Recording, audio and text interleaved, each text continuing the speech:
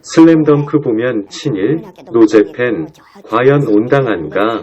노제팬을 잊은 건가요? 지난 한 해 유통가를 달궜던 주요 이슈 키워드들을 돌이켜보면 유독 일본 관련 콘텐츠가 많았는데 화제가 될 때마다 보이는 댓글이다. 문이 열리자마자 뛰어가 구매하는 행위를 일으키는 포켓몬 빵부터 무비자 자유여행이 허용된 뒤 폭발적으로 늘어난 일본 여행, 250만 관객 돌파를 눈앞에 둔 애니메이션, 더 퍼스트 슬램덩크까지 새해 들어서도 국내에 일본 콘텐츠 열풍이 계속되고 있다.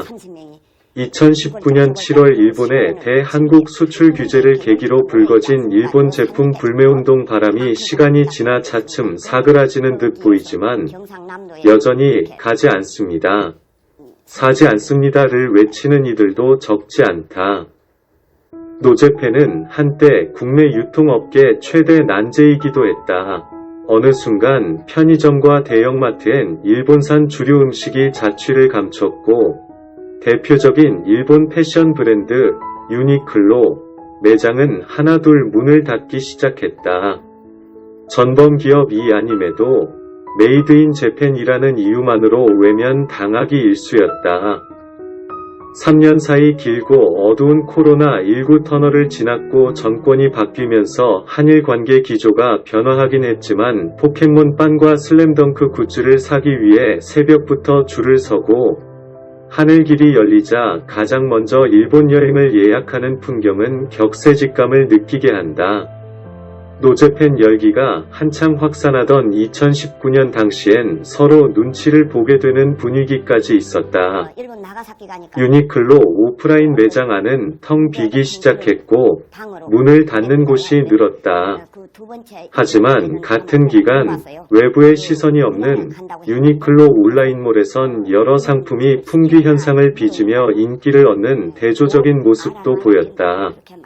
비교적 타인의 시선에서 자유로운 온라인상에선 개인 소비 취향에 따라 의사결정을 한 셈이다. 요즘도 국내에서 포켓몬과 슬램덩크 등 일본 J컬처가 인기를 모으고 있다는 기사에는 어김없이 노제팬을 잊은 것이냐 고 지적하는 이들이 있다. 노제팬 불매운동에 동참할지 여부는 각 개인의 가치관에 따른 선택인데 참여를 하지 않는다고 배신자로 낙인을 찍는 행태까지 일부에서 엿보인다. 역사 정치 인식과 별개로 자유무역 시대에 특정 국가의 상품 서비스를 무조건 배척하려는 태도가 과연 온당한지 의문이다. 현재 우리가 처한 외교 안보 상황이나 경제적 상황으로 볼 때 한일 관계는 과거에 너무 집착하기보단 미래를 향해서 가야 한다.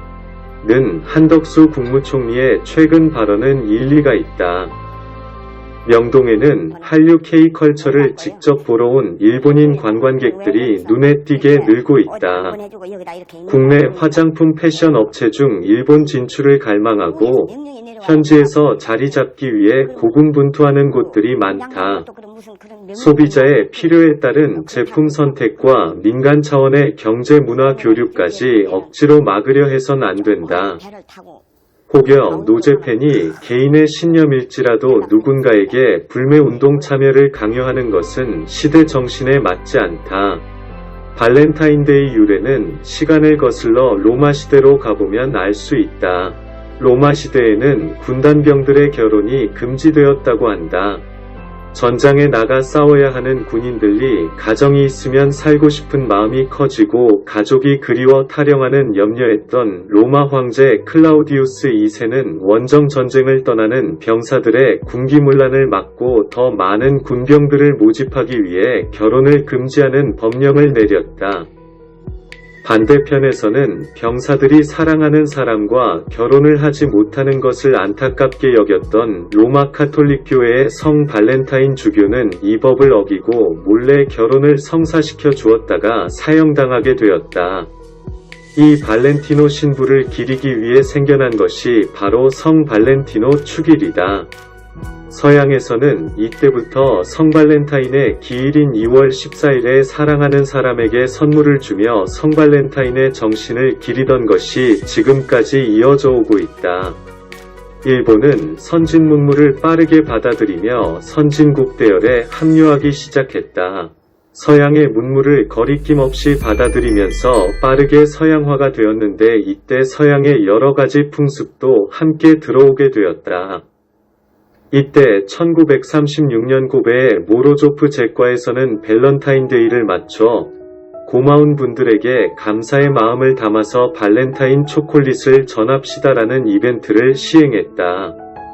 처음으로 초콜릿을 전달하는 이벤트는 성공을 하진 못했다. 발렌타인데이라고 하면 여자가 남자에게 초콜릿을 주는 행사인데 이 문화를 처음 시도한 것은 1958년 도쿄 아오야마에 있는 메리초코라는 양과자점에서 역발상 마케팅을 통해서부터이다. 발렌타인데이에 여성이 남성에게 초콜릿을 선물해요라는 캠페인을 실시해 조그마한 성공을 일궈냈지만 1950년부터 여성해방운동으로 가부장적인 일본 사회에서 고학력 여성들을 시작으로 페미니즘이 크게 변화하기 시작했는데 이때 여자도 사랑을 위해 무엇이든 할 수 있고 남자에게 선물을 줄 수 있다는 생각과 1960년 일본의 대기업들이 밸런타인데이 초콜릿에 대한 판촉 행사가 시기가 맞아떨어지면서부터 지금 우리가 알고 있는 밸런타인데이가 정착되기 시작했다. 그 후 미국을 거쳐 대략 1990년대쯤에 우리나라에서 미국을 본따서 상술의 하나로 생긴 것인데 좌파들은 이를 왜곡하여 안중근 의사건은 그보다 훨씬 옛날인 1909년 10월 26일 하얼빈역에서 일본 제국주의의 조선 침략에 가장 앞장섰던 선봉장이었던 이토 히로부미가 암살되었다. 바로 우리가 잊지 말아야 할 영웅 안중근 의사 업적이었다. 현장에서 곧바로 러시아 경찰에게 체포된 안중근 의사는 일본 관원으로 넘겨졌다. 중국 리순에 위치한 리순영무소에 수감된 안중근 의사는 1910년 2월 14일 오전 10시 30분에 개정된 재판에서 사형을 선고받고 같은 해 다음 달인 3월 26일 순국하게 되었다. 이러함에도 왜 여기서 일본을 끌어들이는 거짓말을 하는지 모르겠습니다. 주의해야 될 점은 반일운동은 종북 좌파로 가는 하나의 매개체로 사용된다는 사실입니다. 우리가 일본을 거의 다 따라잡은 이 시점에서는 반일보다 그 길을 해야 일본을 넘어서야 되지 않겠나 생각됩니다. 반일만 해서는 이 급변하는 국제정세 속에서 우리가 살아남기 힘들 것 같으니까요. 2월 14일을 발렌타인데이의 연인들의 기념일로만 생각 말고 우리가 한글을 쓸 수 있도록 만들어주고 우리의 역사를 가지고 있도록 도움을 주신 안중근 의사를 생각하며 2월 14일을 안중근 의사에 대한 마음가짐을 다시 한번 떠올려보는 날로도 삼아보는 것은 좋을 것 같습니다.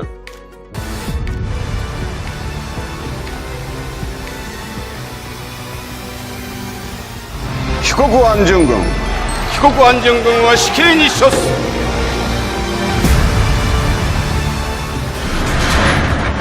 목적이 난다. 나는 테러리스트가 아니다. 대한민국 독립군 대장이다.